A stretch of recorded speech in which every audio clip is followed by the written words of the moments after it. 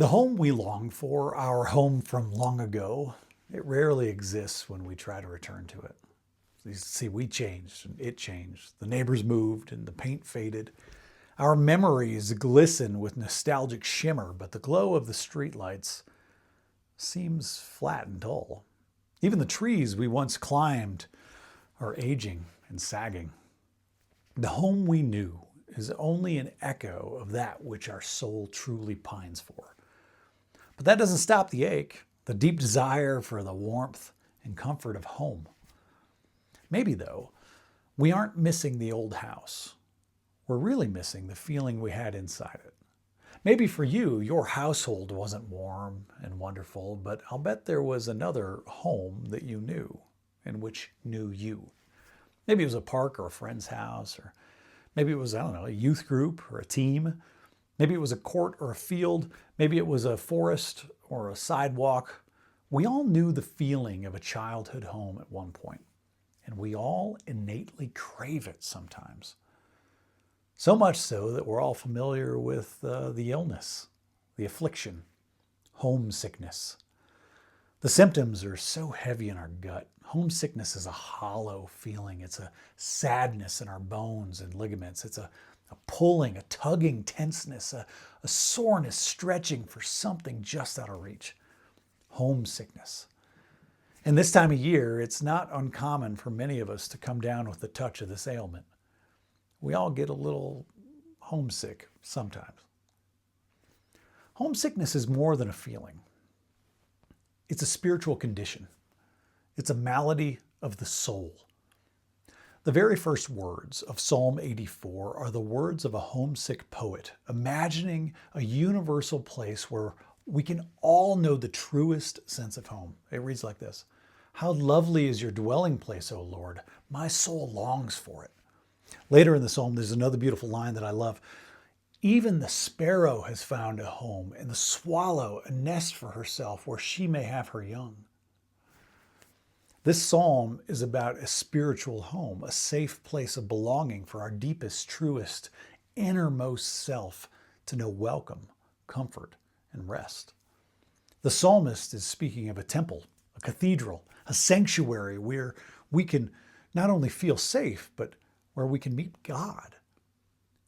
Listen, if you know anything about me, you know I'd contend that we can all build cathedrals of connection, temples of togetherness for each other. We can construct the walls and the steeple out of the strong materials of our stories, our curiosity, and our care for each other. This is what I believe we are most profoundly called to do with our lives.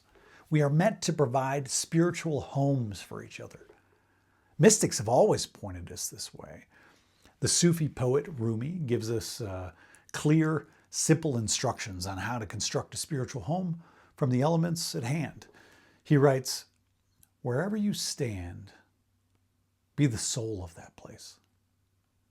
Every building we stand in, every room we occupy, every street corner we find ourselves, we can choose to fill that space with the divine love that we carry with us everywhere we go. We can make that ordinary place extraordinarily holy. We can be the soul of the place. We can usher God's presence into every space we enter. We can make every place feel like a home for the others we encounter there. The story of Jesus' birth is like that. The young family is far from their actual home. They've traveled to the land of Joseph's family and ancestors, but he had probably never lived there before. They show up, presumably at night, and there is, famously no room at the inn. They end up as inconvenient guests in someone else's spare space. They get stuck in a musty, cluttered manger. And what happens next? It becomes the home of God. Their love and hope for not only a new child, but for a new world full of justice, peace, and the uplift of the poor, disenfranchised, and oppressed, ushered in by this tiny, vulnerable baby. That love and hope transforms that simple manger into one of the holiest places in history. And what's more, God makes a home inside a vulnerable human life. In the living, breathing, crying, aching experience of flesh and bone life, God makes a home. Wherever we stand, we can be the soul of that place. Wherever we find ourselves, we can make it a safe spiritual home for everyone with us.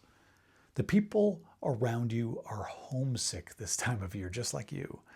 And while they can never probably truly return to the memories they have of the places that felt like home when they were children, they can experience the same safety, belonging, care, and rest they're longing for. Be the soul of the places you find yourself. Construct cathedrals of connection and temples of togetherness, holy homes of hospitality for the people you encounter.